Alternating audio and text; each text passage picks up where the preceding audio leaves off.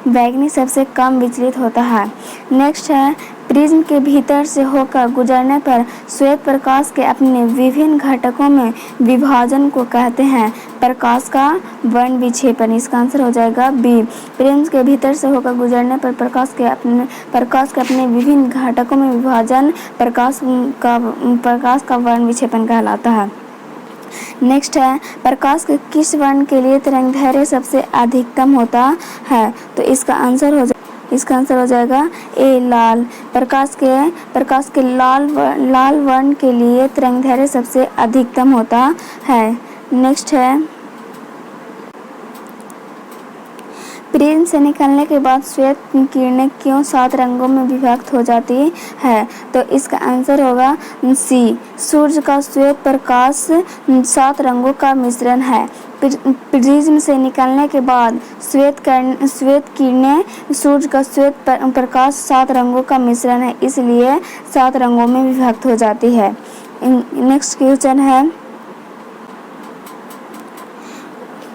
कांच के प्रिज्म से गुजरने वाले विभिन्न वर्ण की किरणों का विचलन भिन्न होता है क्योंकि विभिन्न रंगों का प्रकाश कांच में विभिन्न चाल से चलता है। इसका आंसर हो जाएगा सी। कांच के प्रिज्म से गुजरने वाली विभिन्न वर्ण की किरणों का विचलन भिन्न होता है क्योंकि विभिन्न रंगों का प्रकाश कांच में विभिन्न चाल से चलता है। नेक्स्ट है, प्रिज्म से गुजरने पर सूर्य के प्रकाश की किरणें विभिन्न रंगों में बट जाती है क्योंकि इसका आंसर हो जाएगा डी। विभिन्न रंगों की किरणों का विचलन भिन्न होता है। नेक्स्ट है, एक उत्तल लेंस की फोकस दूरी 20 सेंटीमीटर है, तो इसकी क्षमता क्या होगी? उत्तल लेंस की फोकस दूरी यानी कि ए बराबर में +20 उत्तल लेंस कह रहा है, तो इसका आंसर हो एफ बराबर में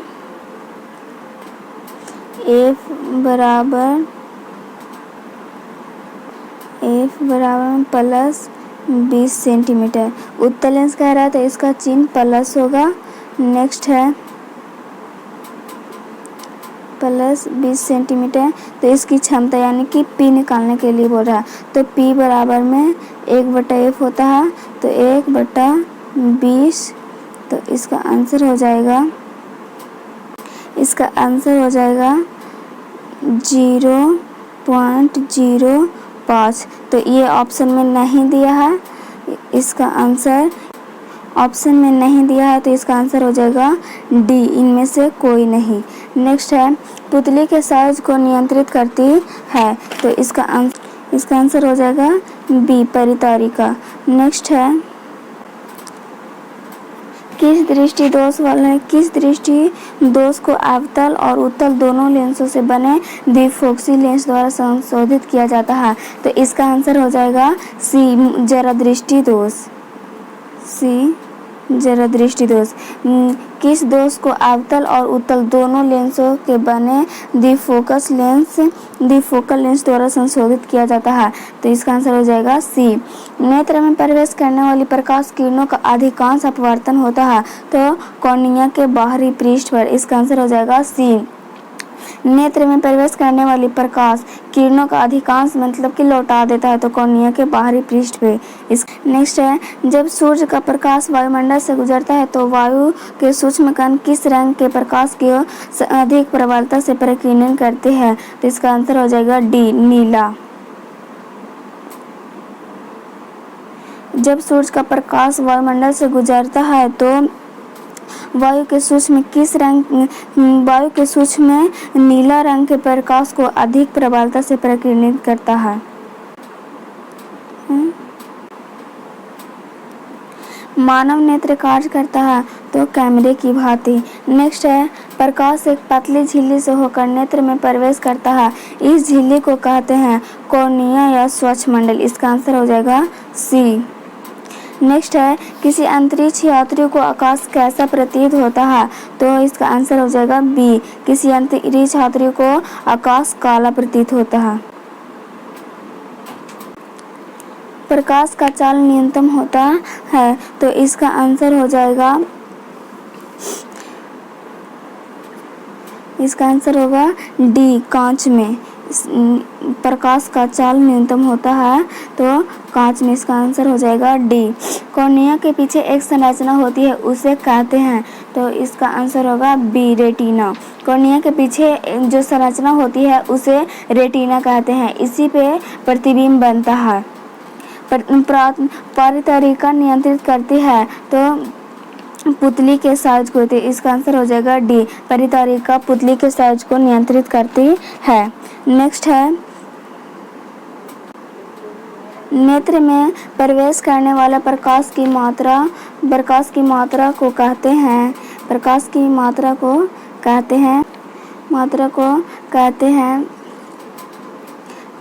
नेत्र में प्रवेश करने वाली प्रकाश की मात्रा को नियंत्रित करती है, इसका आंसर हो जाएगा ए पुतली।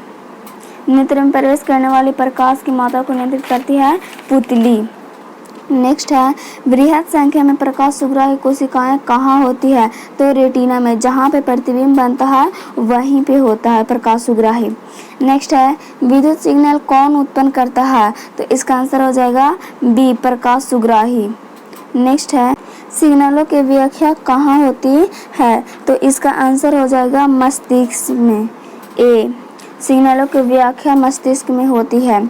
नेक्स्ट है, मोतियाबिंब की स्थिति होती है जब, इसका आंसर हो जाएगा डी क्रिस्टलीय लेंस दूधिया हो जाए और क्रिस्टलीय लेंस धुंधला हो जाए, तो इसका आंसर हो जाएगा डी। मोतियाबिंब की स्थिति होती है जब क्रिस्टलीय लेंस दूधिया और धुंधला हो जाता है। तो नेक्स्ट है, वायुमंडल में प्रकाश का कौन सा रंग अधिक परिकीर्णन करता है, तो इसका आंसर हो जाएगा बी। वायुमंडल में प्रकाश का नीला रंग सबसे अधिक परिकीर्णन करता है। नेक्स्ट है, इंद्रधनुष में कितने रंग होते हैं, तो इसका आंसर हो जाएगा बी 7 रंग। इंद्रधनुष में 7 रंग होते हैं। सर्वप्रथम सूर्य का स्पेक्ट्रम प्राप्त करने के लिए कांच के प्रिज्म का उपयोग किसने किया था, तो इसका आंसर हो जाएगा ए न्यूटन ने सर्वप्रथम सूर्य का स्पेक्ट्रम प्राप्त करने के लिए कांच का प्रिज्म का उपयोग किया था।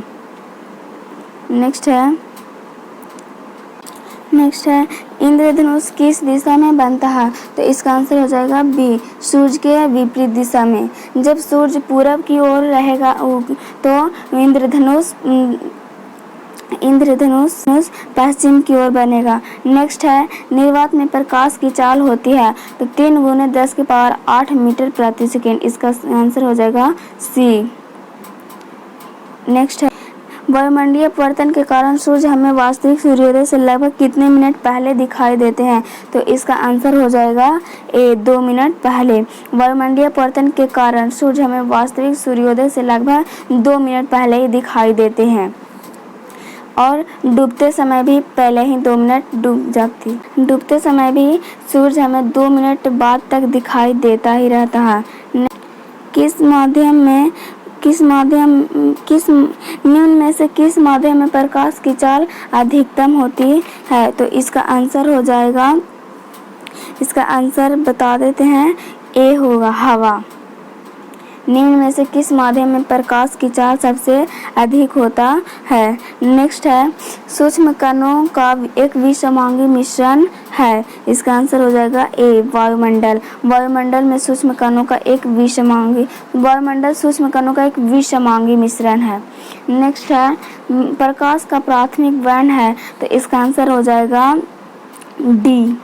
प्रकाश का प्राथमिक वर्ण नीला, लाल, हरा तीनों है। टिंडल का प्रभाव देखा जा सकता है, तो इसका आंसर हो जाएगा ए जंगल में टिंडल का प्रभाव देखा जा सकता है। नेक्स्ट है, वायुमंडल नहीं होता तो आकाश कैसा प्रतीत होता, तो इसका आंसर हो जाएगा बी। वायुमंडल नहीं होता तो हमें आकाश काला प्रतीत होता। नेक्स्ट है, अत्यधिक ऊंचाई पर उड़ते यात्रियों को आकाश कैसा प्रतीत होता है, तो इसका भी आंसर हो जाएगा सी। अत्यधिक ऊंचाई पर उड़ते हुए यात्रियों का आकाश काला प्रतीत होता है।